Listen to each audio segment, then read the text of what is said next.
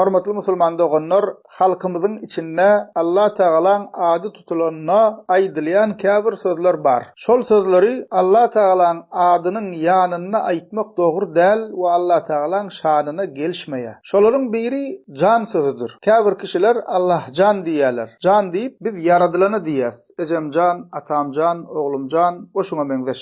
Şonuň üçin musulman doganlar bu sözü Allah Taala hakyna aýtmak Allah Taalaň şanyna gelişmeýär. Ýene de musulman doganlar şol sözleriň biri käbir kişilere ýagdaýyny sorap, näil ýagdaýlaryň diýsen Allaha döneýin diýe. Bu da musulman doganlar döneýin sözü yaradylan üçin ulanylýan sözdür. Allah Taala hakyna bu sözi aýtmak dogry däldir. We ýene bir söz musulman doganlar bu aýdanlarymyzyň içinde iň erwedi we islam akydasyna düýbünden ters gelýän söz o da şu: käbirleri dile gedenne Allah'ım benden bilen deň bolma diýe. Deň bolma sözü. Şu söz doganlar gaty ýalňyş sözdür. Sebebi Allah Taalaň deňi ýok we Allah Taala hiç kim bilen deň bolmaýar. Bu hili sözler bilen Allah Taala ýüzlenmek dogry däldir. Deň bolma sözü gösgönüje imana, akida ters gelýän sözdür. Elbetde Allah Taalaň adynyň ýanyna bu sözleri diýen kişiler erwet niyet bilen, erwet manida diýenok. Gowy manida we bilmän diýerler. Oňa şüphemiz ýok. Emma musulman doganlar gowy manida, gowy niyet bilen diýende de şu sözleri diýmek dogry däldir. Bilenmizden soňra Allah Taalaň ady aýdylanyna ýanyna bu sözler ulanmaly. Bunu söweriň Allah Taalaň ady tutulanyna Allah Taalaň şanyna münasip, tagzim,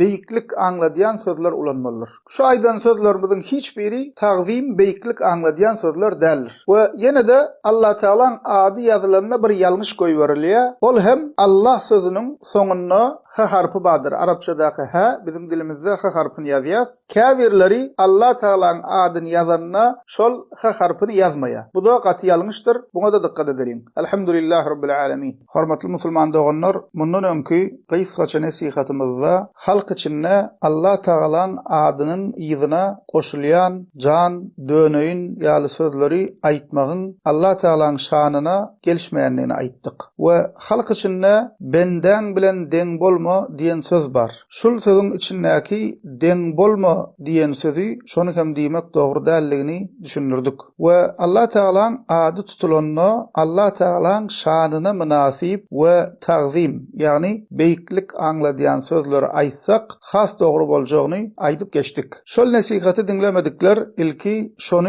dinlesinler. Soňra bu gysgaça nasihatymyzda aýtjaklarymyzy dinleseler has düşnükli bolar. Şol nasihatymyzdan soňra köp doganlarymyz onna näme diýmeli? Näme diýsek dogry bolýar? Tagzim, beýiklik aňladýan sözler nämeler diýip kän soradylar. Şol soralara jogap hökmünde Allahjan diýmeň ýerine Allahu Taala, Allah Taala diýmek has dogry bolar. Manysy Allah Taala diýmek, beýik Allah diýmek bolýar. Käbirleri Allaha döneýin diýerler. Döneýin diýip yaradylana diýäs. Allah Taala döneýin diýmek Allah Taalaň şanyna gelişmeýär diýdik. Onda näme diýmeli musulman doganlar? Alhamdulillah diýmeli. Alhamdulillah näme diýmek? Allaha hamd, övgi, sena bolsun diýmek. Fatiha surasynyň başynda Alhamdulillahi rabbil alamin diýäs. Yüzlerçe hadislerde Alhamdulillah sözü gelýär. Onda Allaha döneýin diýme, Alhamdulillah diý. Ýa-da Allaha şükür, Allaha soňsuz şükürler bolsun diý. Allah'ım benden bilen deň bolma sözüniň ýerine Allah'ım meni bagyşla diý. Ya Allah sen bagyşlaýjysyň, bagyşlamagy gowurýan meni bagyşla diý. Ya Allah, Allah'ım men bir günäkär ejiz benden meni bagyşla wer diýip dileget. Ene musulman doganlar Kur'an we sünnete laýygy mani taýdynam has dogrusy şu sözlerdir. Başga da bar gysgaça we ýeňil ýatda galjaklaryny aýtdyk.